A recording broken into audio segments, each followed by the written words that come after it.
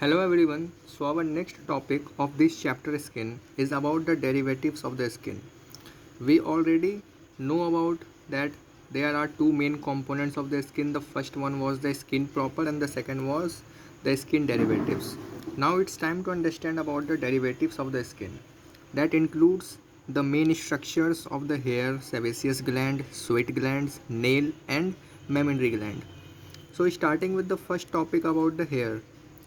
We all have hairs all over our skin, on your head, on your armpits, and on many other parts.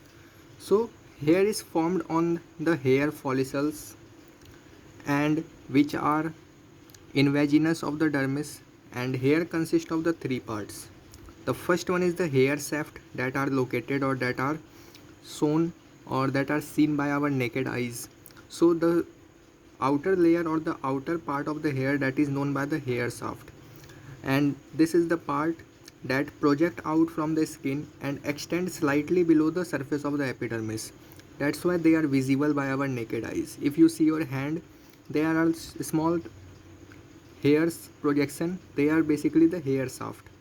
Now the second part of the hair is the hair root, from where the hairs grow. Now the hair root are the parts that is embedded within the dermis, and it is enclosed by the hair follicles. The third one is the hair bulb. Here the hair bulb, which is the expansion of the lowest part of the hair root, and it contains a projection of the dermis that is also known by hair papilla, and this hair papilla helps the hair to connect with the blood supply, or they have the capillaries that provide blood to the hair. Now we had to understand about the growth and the elongation of the hair that is ensured by our hair bulb and the hair follicles. So hair color depend on the quantity of the melanin that is present in our body, and sometimes hair are also supplied with the nerves, and hence we can say that they are sensitive to touch.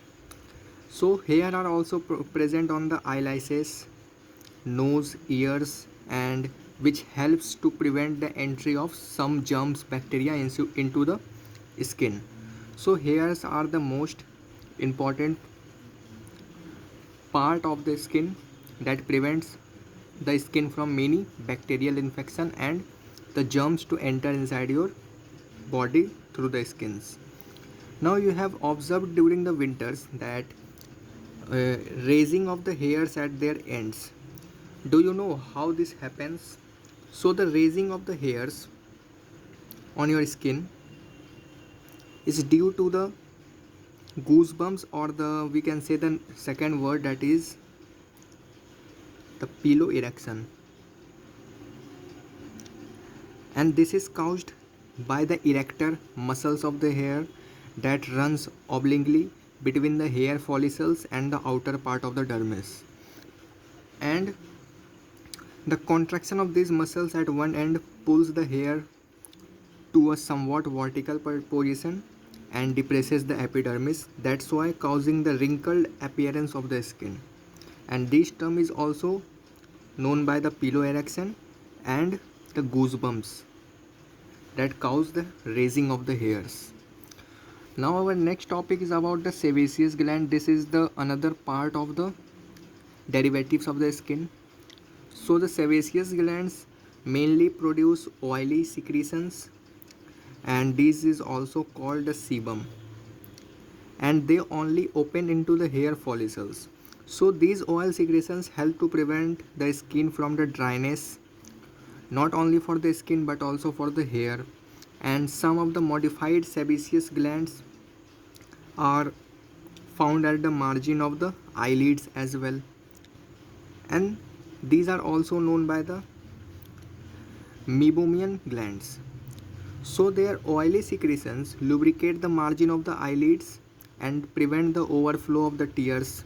So there is another gland, that is the ceruminous gland, and these ceruminous gland are the another modification of this sebaceous gland, and which are found in the canal. Auditory canal, that means they are mostly present in the ears. and they secrete the earwax or the cerumen, which lubricates and protect the delicate part of the ear. So in the sebaceous gland, the purpose of the sebaceous gland is to produce or the secretion of the oil, that is also called by the another name, that is the sebum, and they opens into the hair follicles. And there is one more gland, that is the Mammary gland, that is found at the margin of the eyelids as well, helps to provide the oil to the eyelid. And the another gland, that is the ceruminous gland, this is also the another extension or the modification of the sebaceous gland, that is found in the auditory canal, that is mainly in the ears, and they secrete the earwax and the cerumen that lubricates the delicate part of the ear. Now our next topic, that is some common problems that is related to the sebaceous gland. Due to lacking of the sebaceous gland or due to the less secretion of the oil, what are the problems that anyone faces? So the first problem is about the pimples.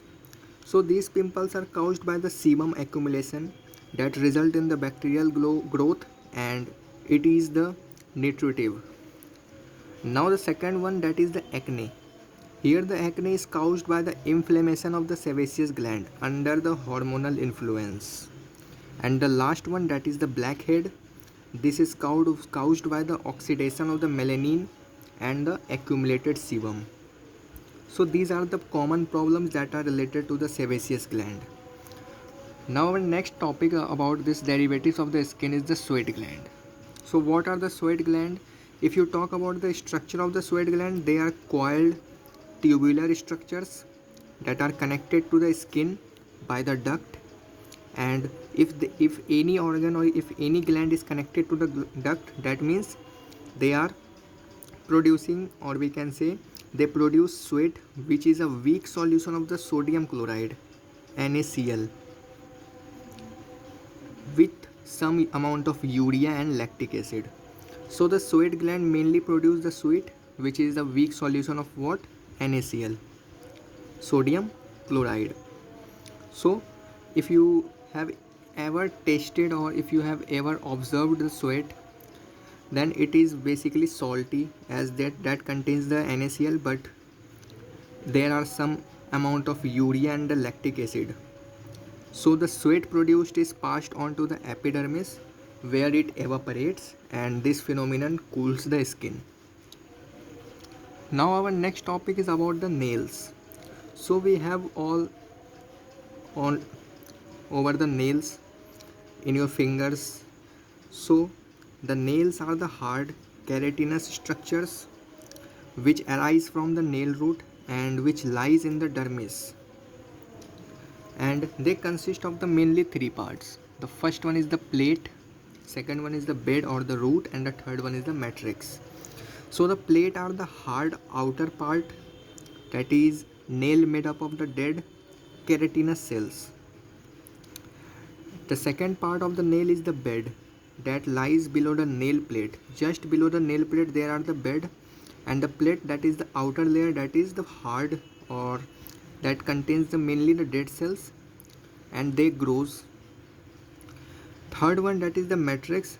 These lies just below the skin surface or at the base of the nail and produce the new cell, causing the growth of the nails.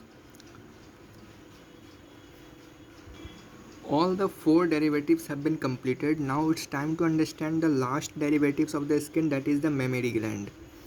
So the mammary gland are the modified sweat gland which produce milk, and they are also, we can say, the presence of the mammary gland is also unique features of the mammal, and they are both present in the males and the females.